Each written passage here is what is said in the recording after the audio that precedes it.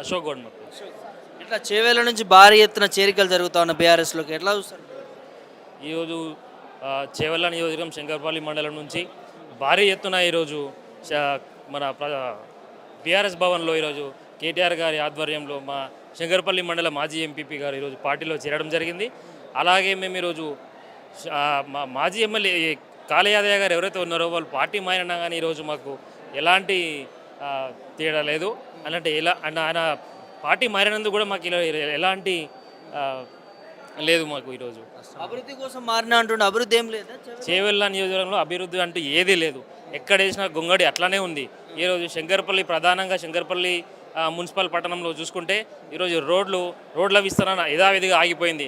గత బీఆర్ఎస్ ప్రభుత్వంలో కేసీఆర్ గారు ముఖ్యమంత్రి ఉన్నప్పుడు హైదరాబాద్ నుండి శంకరపల్లి వరకు 4 లైన్ రోడ్ అనేది శాంక్షన్ చేయడం జరిగింది. శంకరపల్లి ప్రధాన చౌరస్తా నుండి ఈరోజు వికారాబాద్ వెళ్ళే రోడ్డులో అది కూడా 4 లైన్ అయిన రోడ్డు శాంక్షన్ చేయడం జరిగింది.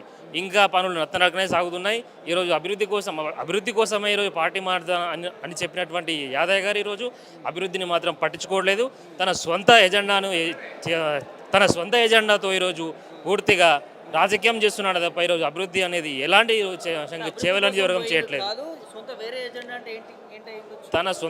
తన రాజకీయ ప్రయోజనాల కోసం తన కుటుంబం కోసం తన రాజకీయ ప్రయోజనాల కోసం పార్టీ మారిన తప్ప ఈరోజు శంకరపల్లి అభివృద్ధి గురించి ఏమాత్రం ఈరోజు పట్టించుకోవడం లేదని చెప్పి ఈరోజు మేము తెలియజేస్తున్నాం.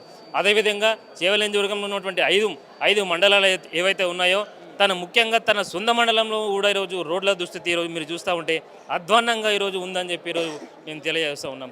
అదే నవాపేట మండలం నుంచి శంకరపల్లి మండలంకి వస్తే శంకరపల్లి మండలంలో ప్రధానమైనటువంటి సమస్య రోడ్డు అనేది ప్రధానమైనటువంటి దుమ్ము ఎట్లా ఉంటుందంటే పూర్తిగా మేము కర్ణాటక బార్డర్లో ఉన్నామా అనే పరిస్థితుల్లో ఈరోజు మా దగ్గర రోడ్ల విస్తరణ అనేది అట్లా ఉంటుంది. రోడ్ల విస్తరణ దాదాపు సంవత్సరంన్నర నుండి ఈరోజు విస్తరణ సాగుతూ ఉన్నా కూడా ఈరోజు కనీసం అభివృద్ధి చేయలేనటువంటి నిస్సాయ పరిస్థితుల్లో ఈరోజు ఎమ్మెల్యే గారు ఉన్నారు అని చెప్పి తెలియజేస్తూ ఉన్నాం. సో ఎట్లా చూస్తారు? ఇప్పుడు భారీ ఎత్తున చేరికలు జరుగుతూ ఉన్నాయి. రేపటి నాడు బై ఎలక్షన్స్ వస్తే ఎట్లా ఉండబోతుంది? సో స్థానిక సంస్థ ఎన్నికలు కూడా రాబోతూ ఉన్నాయి. ఒకవేళ బై ఎలక్షన్ వస్తే మాత్రం ఈరోజు చేవెళ్ళ నియోజకవర్గంలో మళ్ళీ ఖచ్చితంగా ఈరోజు బీఆర్ఎస్ పార్టీని మాత్రం ఈరోజు మేము గెలిపిస్తాం, భారీ ఎత్తున గెలిపిస్తాం.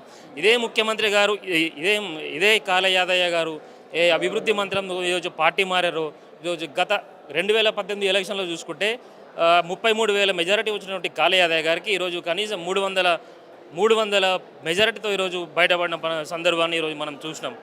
మరి చూసినటువంటి పరిస్థితులు ఈరోజు ఉన్నాయి. సో ఎట్లా చూస్తారు? గ్యారంటీల విషయంలో ప్రభుత్వము అక్కడ అందించే విషయంలో ఎమ్మెల్యే ఏమన్నా తోడ్పడతా ఉన్నారా? సో చేస్తూ ఉన్నారా? ఏంది వీళ్ళు 6 గ్యారంటీలు అనేవి పూర్తిగా అటకెక్కించారు.